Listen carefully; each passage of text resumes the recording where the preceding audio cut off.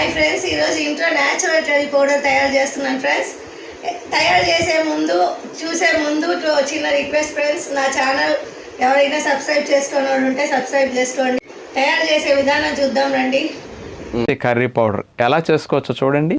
Naturopathy curry powder తయారు చేయడానికి కావలసిన పదార్థాలు: వేరుశెనగ పప్పులు 1/2 kg 500 గ్రాములు, పచ్చిశనగపప్పు 250 గ్రాములు, పొట్టు తేనె మినప్పప్పు 150 గ్రాములు, పచ్చి నువ్వులు 100 గ్రామ్స్, ధనియాలు 10 గ్రాములు, జీలకర్ర 10 గ్రాములు, ఎండుమిరపకాయలు 5, కరివేపాకు కొద్దిగా. ముందుగా వేపించడానికి ఒక మట్టి పాత్ర తీసుకున్నాం.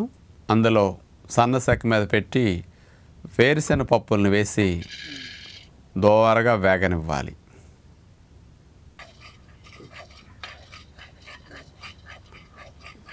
వాటిని పక్కన పెట్టుకున్న తర్వాత అందులో పచ్చిశనగపప్పు వేసేసి వేగనిస్తాం. అలాగే పొట్టు తీయని మినపప్పు కూడా అందులో వేసేసి సన్న సెక మీద దోరగా వేగనివ్వాలి.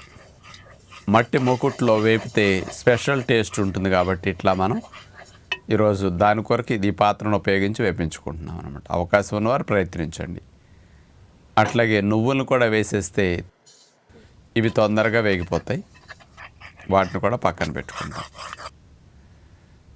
చివరగా ధనియాలు, జీలకర్ర ఈ రెండింటిని వేసేసి దాంతోపాటు ఎండుమిరపకాయలు, కరివేపాకు కూడా వేసేసి ఈ 4టిని సన్న సెక మీద దోరగా వేగనివ్వాలి.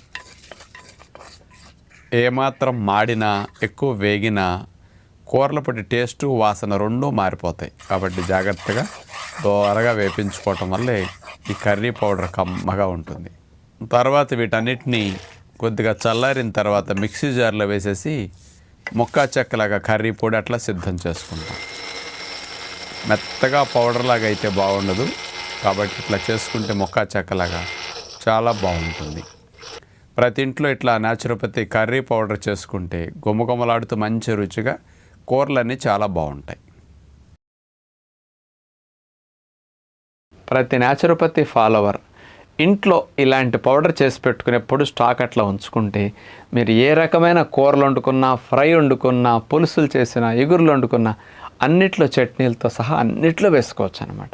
దీనివల్ల మనకు హై ప్రోటీన్, హై కాల్షియం వెళ్తుంది. అనేక రకాల పోషకాలు కూడా వెళుతుంటాయి. కమ్మటి రుచి, మంచి వాసన. కాబట్టి ఆరోగ్యాన్ని ఇచ్చే విధముగా ఇలాంటి కర్రీ పౌడర్ చేసి ఉంచుకుని వాడుకుంటే మంచిదని విజ్ఞప్తి చేస్తూ నమస్కారం.